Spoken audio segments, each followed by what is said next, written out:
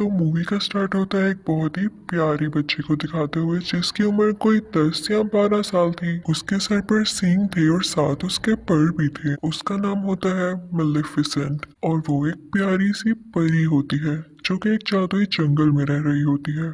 उसने आज तक बाहर की दुनिया देखी नहीं होती। उसके लिए सारा कुछ उसका यही प्यारा जंगल होता है। इवन आप ये भी सोच सकते हैं कि उसने आज तक इंसानों को नहीं देखा और फिर भी वो अपने जंगल में खुश है। उस जंगल में इंसानों के अलावा बाकी सारे क्रिएचर्स थे, अजीब अजीब जानवर भी थे। एक दिन मेलेफिसेंट जंगल में कहीं जा रही होती है तो उसे एक छोटा सा लड़का दिखाई देता है जो कि उसी की एज का था। वो उससे कहती है कि तुम कौन हो, यहाँ पर क्या कर रहे हो। वो छोटा बच्चा मेलेफिसेंट को बताता है कि मैं पास के ही किंगडम में रहता हूँ और मुझे यहाँ पर एक हीरा नजर आया था जिसे मैंने उठा लिया। तो मेलेफिसेंट उसे वो हीरा वापस लेती है और उससे कहती है कि आओ मैं तुम्हें तुम्हारे किंगडम तक छोड़ आती हूँ। तो वो लड़का कहता है कि ठीक है मैं चला तो चाहता हूँ, लेकिन क्या तुम मुझसे दोस्ती करोगी, और अगर कभी मैं दोबारा इस जंगल में आया तो क्या हम खेल सकते हैं। तो मेलेफिसेंट कहती है कि जादुई जंगल है और तुम्हारा यहाँ पे आना ठीक तो नहीं है, लेकिन देखेंगे। इसी के साथ वो दोनों हैंड शेक करते हैं तो मेलेफिसेंट को कोई करंट लगता है। इनफैक्ट उसे उस लड़के की पहनी गई लोहे के रिंग से करंट लगा था। वो बताती है कि लोहा परियों को जला देता है, तो आइंदा इसे पहन कर मत आना। इसके बाद हम देखते हैं कि वो लड़का अपने किंगडम में वापस चला जाता है, लेकिन जिस किंगडम से वो आया था वो किंगडम इस जंगल पे नहीं थे। इसकी मेलेफिसेंट से काफी अच्छी दोस्ती हो चुकी थी और इनके दोनों के जहन में ये बात थी ही नहीं कि हम एक दूसरे के दुश्मन किंगडम से हैं। ये दोनों एक साथ खेलते रहे और इसी तरह कई साल गुजर गए। वो लड़का यहाँ आता रहता और मेलेफिसेंट और ये मिलके खेलते, और अब ये दोनों बड़े हो चुके थे।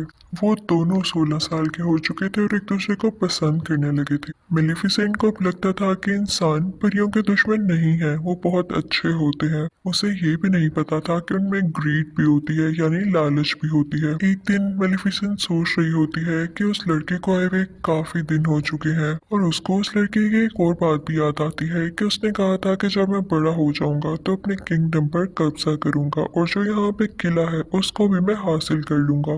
यानी मेलेफिसेंट को तो अभी भी ये समझ नहीं आ रहा होता कि वो लड़का लालची था। मेलेफिसेंट एक दिन अपने जंगल में बैठी होती है तो देखती है कि दूसरे किंगडम का राजा अपनी काफी ज्यादा आर्मी और घोड़ों के साथ उसके जंगल पर कब्जा करने आया है। मेलेफिसेंट अपने जंगल की परी होती है और वो अपने जंगल को प्रोटेक्ट करना अच्छे से जानती थी। वो उठ खड़ी होती है और अब काफी ज्यादा पावरफुल होती है। वो उस राजा से कहती है कि तुम मेरे जंगल में नहीं आ सकते। तो राजा कहता है मैंने तुमसे तो नहीं पूछा, और इसी के साथ वो अपने लोगों को ऑर्डर देता है कि मुझे इसकी डेड बॉडी चाहिए। अब राजा की आर्मी जंगल की तरफ जाने लगती है, लेकिन जंगल में से भी अजीबोगरीब क्रिएचर्स घोड़े पर बैठे हुए इन पर अटैक करते हैं, और अब राजा और उसकी आर्मी पूरी तरह से जख्मी हो चुकी थी। सारे के सारे इंसान वहां से डर के भाग जाते हैं कि ये जंगल तो जादुई है और हमारे बस की बात नहीं है इनसे लड़ना। अब राजा अपने किंगडम में वापस चला जाता है। वो काफी बूढ़ा हो चुका था और काफी कमजोर भी। तो वो सब लोगों को इकट्ठा करता है और उनसे कहता है कि तुम सब जानते हो ना कि उस जंगल में कितना ज्यादा खजाना है, और मैं शुरू से तुम लोगों से यही कहता आ रहा हूँ कि हम उस पर कब्जा करेंगे। लेकिन अब जैसी मेरी हालत है मुझे नहीं लगता कि मैं वहां जाकर लड़ सकता हूँ, लेकिन मैं तुम लोगों से वादा करता हूँ कि जिसने उस मेलेफिसेंट को मार दिया मैं उसकी शादी अपनी बेटी से कर दूंगा। तभी उनमें से एक लड़का बाहर आता है और कहता है कि मैं जाऊंगा वहां पर। आप ये सुन के हैरान रह जाएंगे कि ये लड़का कौन था। ये था स्टीफन, यानी वही छोटा बच्चा जो कि मेलेफिसेंट के साथ खेला करता था। अब हम देखते हैं कि स्टीफन जंगल में जाता है मेलेफिसेंट से मिलने के लिए कई साल बाद। मेलेफिसेंट उसे पूछती है कि इतना अरसा तुम कहाँ रहे, तुम्हें जरा ख्याल नहीं आया हमारी दोस्ती का। तो वो कहता है कि मुझे माफ कर दो, मैं कुछ मसरूफ हो गया था, लेकिन मैं तुम्हें आज तक नहीं भूला और अभी भी मैं तुम्हें और इसके बाद वो दोनों बातें करने लगते हैं। मेलेफिसेंट उससे कहती है कि मैंने तुम्हें माफ किया, क्योंकि उसको नहीं पता होता कि इंसान किस कदर बुरे हो सकते हैं। वो उस पर यकीन जो कर लेती है। लेकिन स्टीफन बहुत लालची इंसान था। वो उसे कोई नशे की दवाई पिला देता है पानी में, जिससे वो बेहोश हो जाती है। उसके बाद स्टीफन चाकू उठाता है और उसे मारने लगता है, लेकिन नाकाम रहता है। और फिर अगली सुबह जब हम देखते हैं कि मेलेफिसेंट की आंख खुलती है तो उसके पर नहीं होते। वहां पर उसके जख्म हुए होते हैं, जिसे देख के मेलिफिसेंट को अपनी आंखों पर यकीन नहीं आता और वो चिल्लाने लगती है, रोने लगती है, क्योंकि उसके खूबसूरत पैर अब उसके साथ नहीं रहे थे। वो अब परों वाली परी नहीं रही थी। दूसरी तरफ हम देखते हैं कि स्टीफन मेलिफिसेंट के पर लेके राजा के पास आता है और कहता है कि ये लें, मैंने आपसे किया हुआ वादा पूरा कर दिया। राजा उससे बहुत खुश होता है और उससे पढ़ लेके उसे इस किंगडम का राजा बना देता है। और यहाँ पे स्टीफन का भी ख्वाब पूरा हो चुका था, उस लालची इंसान का ख्वाब। दूसरी तरफ जंगल में हमें मेलिफिसेंट दिखाई जाती है, जो कि काफी उदास थी क्योंकि वो अब उड़ जो नहीं पाती थी। वो एक दिन जंगल में चलकर कहीं जा रही होती है कि देखती है कि एक शिकारी किसी कौवे को मारने वाला है। उसे ये सब चीजें बर्दाश्त नहीं होती थी, तो वो फौरन से उस कौवे को इंसान बना देती है और वो शिकारी बेचारा वहां से डर के भाग जाता है। वो कौवा जो कि अब इंसान बन चुका था उसके पास आता है और कहता है कि थैंक यू, लेकिन आपने ऐसा क्यों किया? तो मेलिफिसेंट कहती है कि मैं नहीं बता सकती, बस मेरे दिल में रहम आ गया। तो वो कौवा कहता है कि अब मैं आपकी सारी जिंदगी खिदमत करूंगा, आप जो मुझसे कहेंगे मैं आपकी हर बात मानूंगा। वो इंसान बनने पे काफी खुश होता है। तो मेलिफिसेंट भी इस बात से एग्री हो जाती है और उसका नाम डीएवल रखती है। हम डीएवल उसे इन्फॉर्मेशन ला कर देता था। मेलिफिसेंट को पता चलता है कि स्टीफन ने सिर्फ और सिर्फ राजा बनने की लालच में उसके पर काटे, तो उसे इंसानों से नफरत होने लगती है। उसका ट्रस्ट इंसानों पर से खत्म हो जाता है। फिर हम देखते हैं कि उस तरफ किंगडम में स्टीफन की राजा की बेटी के साथ शादी हो चुकी थी और अब उसकी एक बेटी भी पैदा होती है। वहाँ पे काफी ज्यादा सेलिब्रेशंस हो रही होती हैं और किसी को कुछ पता नहीं होता कि वहाँ पे कौन कौन आ रहा था, कितने कितने दूर से आ रहा था। और इसी चीज का फायदा उठाते हुए मेलिफिसेंट भी वहाँ पर जाती है और उसे विश करने लगती है। वो उस छोटी बेबी से कहने लगती है कि तुम बहुत प्यारी हो, लेकिन जैसे ही तुम 16 साल की होगी तुम्हारे हाथ में एक सुई चुभेगी, जिसके बाद तुम्हारी डेथ हो जाएगी, तुम्हारी मौत हो जाएगी। तो स्टीफन उसके आगे किड़किड़ाने लगता है और कहता है कि ऐसा नहीं करो, तुम मेरा बदला मेरी बेटी से क्यों ले रही हो? तो मेलिफिसेंट कहती है कि मैं भी एक लड़की थी और याद है तुमने मेरे साथ क्या किया था। मेलिफिसेंट के दिल में अभी भी कुछ रहम बाकी होता है, तो वो स्टीफन से कहती है कि एक सोल्यूशन है, अगर तुम्हारी बेटी को उसके 16th बर्थडे पे उसका सच्चा प्यार मिल गया तो उसकी जान बच सकती है।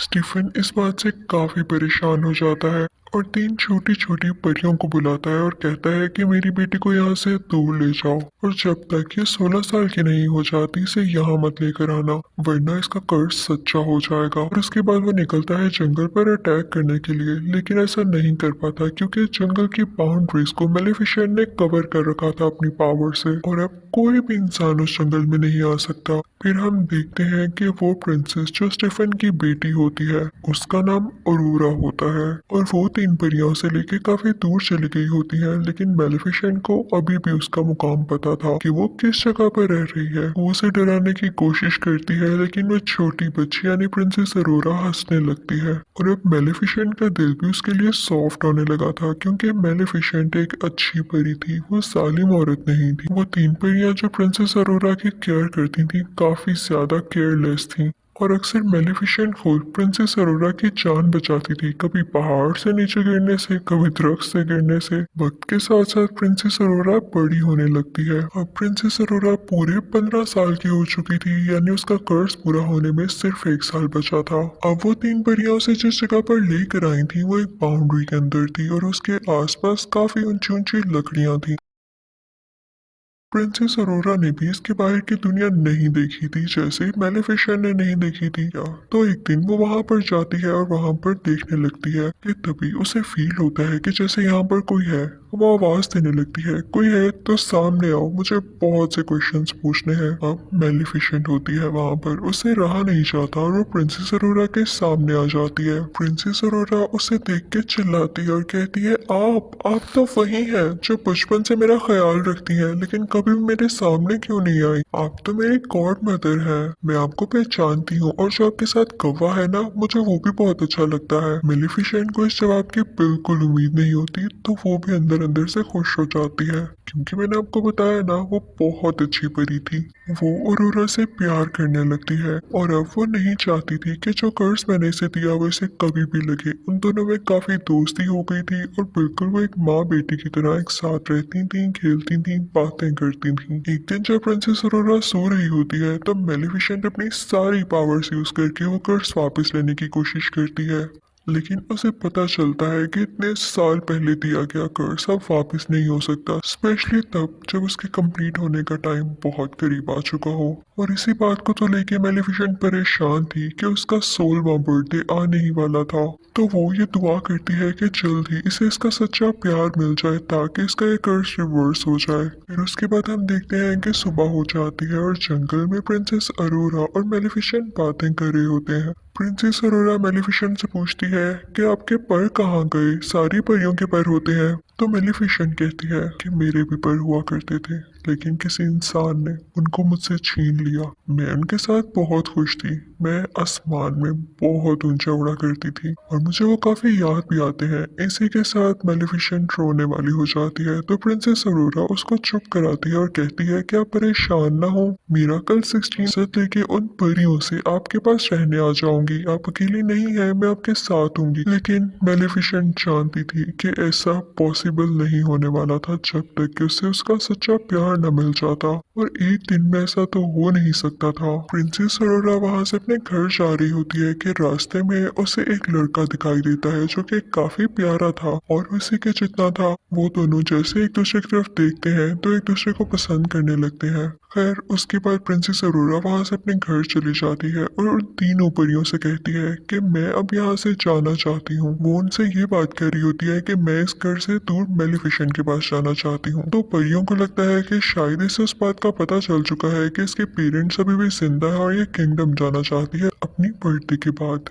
वो तीनों परियां उसको सारा कुछ सच बता देती हैं कि क्या क्या हुआ, और एक इविल फेरी है जो कि तुम्हारी जान लेना चाहती है। वो उसे बताती है कि वो कोई और नहीं बल्कि मेलिफिसेंट है, और ये सुनकर प्रिंसेस अरोरा को अपने कानों पर यकीन नहीं आता। वो काफी उदास होकर मेलिफिसेंट के पास जाती है और उनसे पूछती है कि क्या जो मैंने सुना वो सारा कुछ सच है। तो मेलिफिसेंट उसे प्यार से कहती है कि हाँ ये सच है, मैंने तुम्हें कर्ज दिया था लेकिन अब मेरा दिल बदल चुका है, मैंने सिर्फ तुम्हारे फादर की वजह से ऐसा किया। मैं भी अब नहीं चाहती कि तुम मर जाओ, मैं तुमसे बहुत प्यार करती हूँ। लेकिन प्रिंसेस अरोरा काफी हर्ट होती है और वहां से चली जाती है। वो सीधा उस किंगडम की तरफ भागती है और जाके अपने फादर यानी स्टीफन राजा के गले लग जाती है और कहती है कि डैड मैंने आप लोगों को बहुत मिस किया, मुझे लगता था कि शायद मैं अकेली हूँ। उसके डैड को बहुत गुस्सा आता है उन तीन परियों पर। वो कहते हैं कि जब मैंने कहा था कि अरोरा को उसकी 16th बर्थडे के बाद लेकर आना है तो तुम लोग सब कुछ जानते हुए भी इसे एक दिन पहले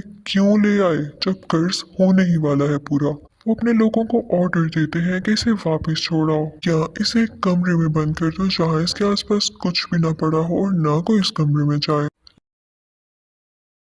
लेकिन वो राजा कर्ज को रोक थोड़ी सकता था। तो जैसे ही प्रिंसेस अरोरा का 16th बर्थडे आता है तो कर्ज के असर में प्रिंसेस अरोरा खुद ब खुद उस जगह पर चली जाती है जहाँ पर स्पिनिंग व्हील्स पड़े होते हैं और उन पर सुइयां लगी होती हैं। वो कर्ज की वजह से उस सुई को अपने आप ही टच कर लेती है और फिर बेहोश हो जाती है, गहरी नींद में चली जाती है। राजा बहुत परेशान होता है क्योंकि अब उसकी बेटी गहरी नींद में जा चुकी थी और कभी भी उठने वाली नहीं थी। उधर मेलिफिसेंट को भी काफी दुख हो रहा होता है, तो उस लड़के को बुलाती है जो कि प्रिंसेस अरोरा को उस दिन रास्ते में मिला। उसे लगता है कि हो सकता है कि ये दोनों एक दूसरे को पसंद करने लगे हों और अगर ये प्रिंसेस अरोरा को मिल जाए तो प्रिंसेस अरोरा जाग जाए। तो मेलिफिसेंट उस लड़के को लेके वहां पर जाती है जहां पर प्रिंसेस अरोरा सो रही होती है। उसी दौरान वहां पर वो मौजूद जो परी होती है जो प्रिंसेस अरोरा का ख्याल रखा करती थी, वो राजा से कहती है कि आप प्रिंसेस अरोरा के फादर हैं, आप उसके माथे पर चूमे, हो सकता है कि वो जाग जाए, हो सकता है आप ही उसका सच्चा प्यार हो। तो किंग स्टीफन कहता है कि नहीं, मैं कभी किसी का सच्चा प्यार नहीं हो सकता, मैंने मेलिफिसेंट को धोखा दिया और उसी लिए ये सब कुछ हो रहा है। अब जब मेलिफिसेंट उस लड़के को यहाँ पर आती है और वो प्रिंसेस अरोरा के पास जाता है तो प्रिंसेस अरोरा नहीं जागती। मेलिफिसेंट को पता चल जाता है कि ये इसका ट्रू लव नहीं है। मेलिफिसेंट ये देख के रोने लगती है और उससे कहती है कि मैं तुम्हें बहुत याद करूंगी, मुझे तुम्हारी स्माइल याद आएगी, मैं तुम्हें कभी नहीं भुला पाऊंगी। और ये कह के मेलिफिसेंट रोते हुए उसके माथे पर किस करती है और वहां से जाने लगती है। लेकिन तभी उसे पीछे से आवाज आती है, रुकिए गॉड मदर। और ये आवाज प्रिंसेस अरोरा की होती है। जी हाँ, प्रिंसेस अरोरा का ट्रू लव, उसका सच्चा प्यार मेलिफिसेंट ही थी, क्योंकि वो उससे दिल से प्यार करती थी। प्रिंसेस अरोरा मेलिफिसेंट से कहती है कि मैं आपके साथ जंगल में रहना चाहती हूँ। तो मेलिफिसेंट उसे अपने साथ लेके जाने लगती है, लेकिन तभी पीछे से स्टीफन के लोग उन पर जाल डाल देते हैं। वो लोहे का जाल होता है जो कि परियों को चला सकता था। मेलिफिसेंट यहाँ पे बहुत बेबस हो जाती है और अपने कौवे को ड्रैगन बना देती है। वो कौवा यानी जो कि अब ड्रैगन था, अपने मुंह से आग निकालने लगता है और वहाँ पर मुझे सारे लोगों को जला देता है। मेलिफिसेंट अब आजाद भी हो जाती है, लेकिन तभी यहाँ पर आता है किंग स्टीफन अपने कुछ लोगों के साथ और इसने लोहे की शील्ड पहनी होती है ताकि मेलिफिसेंट को हमेशा के लिए मार दे। दूसरी तरफ प्रिंसेस अरोरा को मेलिफिसेंट के वही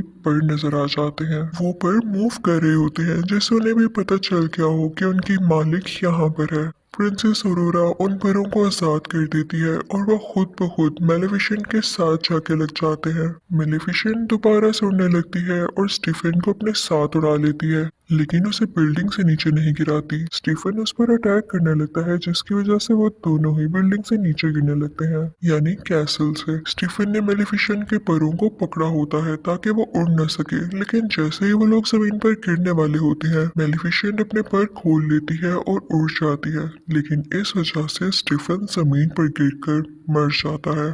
यानी अब ये लालची आदमी इस दुनिया में नहीं रहा था, सब कुछ ठीक हो चुका था। अगली सुबह हम देखते हैं कि मेलिफिसेंट उन सब बाउंड्रीज को हटा देती है जो उसने जंगल के गिर्द बनाई हुई थी। वहां पर दोबारा से फूल खिलने लगते हैं, ग्रीनरी वापस आ जाती है। उसके बाद वो प्रिंसेस अरोरा से कहती है कि आज के बाद तुम इस जंगल की रानी हो, और वहां का किंगडम और ये जंगल आपस में मिल जाते हैं और सब बहुत हंसी खुशी जिंदगी गुजारने लगते हैं। यहाँ पर मेलिफिसेंट पार्ट 1 एंड